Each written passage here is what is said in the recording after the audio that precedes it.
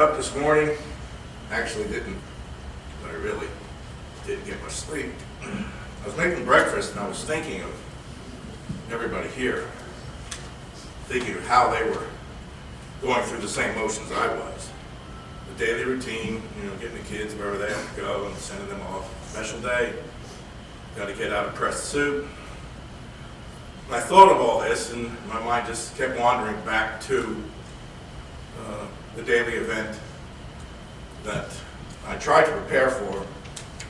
So here we go. I didn't meet Preston first. I met Mallory first. And after spending a year with her, I said, wow, what a family. Then along came Preston. And it was an interview of sorts because he already had the job. All we have to do is ask him. Here's a guy that I would start speaking, not only would he finish my thoughts, but he finished my sentences. I said, so now I'm supposed to say to you, and he says, yeah, I've got the job. I said, okay. I said, I'd like to have some say in the pay, if I may. That didn't work out as well as I had planned either. Preston came from a corporate world and we were anything but. We've been doing this a long time and we felt that the hands-on was more appropriate. The people that venture in seem more comfortable. It's just not a revolving door of customers. So in training Preston, I tried to get him to, my saying is be me when I'm not there. This is your job, it's an important one. He took that to new heights, trust me.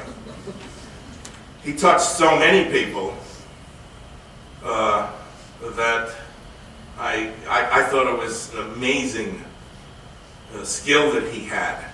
And he always did it with a smile and a how are you.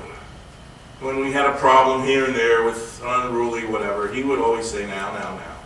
You're not going to get away with this, so let's just, end it nice and smiley. Which he did. He was the guy that smiled all the time. As every one of you that knew him knew that. He all made you all feel better about yourselves. Sometimes he even made me feel better about myself. And that's a challenge. Many of us here are looking for closure. We're looking for reasons why this happened. There really aren't any. We're going to spend time today together and we're going to be sharing Preston stories. I've got one. I got a real hilarious one. He came to me last year and said, hey, there's this 70s party and I need an outfit.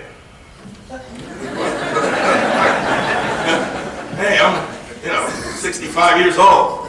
He says, look, I want it to be authentic. I want to wear one of those, tough guy Guido shirts. I'm sure you have a closet full of them. And I'm just staring at him. And he said, yeah, but yours are authentic, I know. Maybe a bullet hole somewhere. Can we do that? And he was always that type of person. And he looked at me and he said, how about a pair of pants? I said, don't go there. I was 30-inch waist when I was your age, so. That's who he was. Let anything fly, always. And it was always challenging to kind of, not control him, but to rein him in. But we felt it was better just to let him go. And he did. He did better than anyone I've ever experienced in this field. I can say that with the freedom of complete truth. This is who he was, what he did. He liked touching everyone, and he did it well.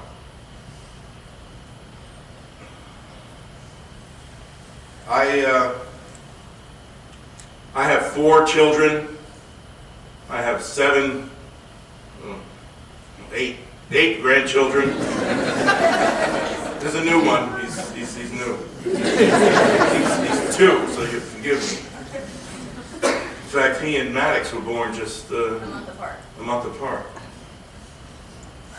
We, again, get up in the mornings, we send our kids off.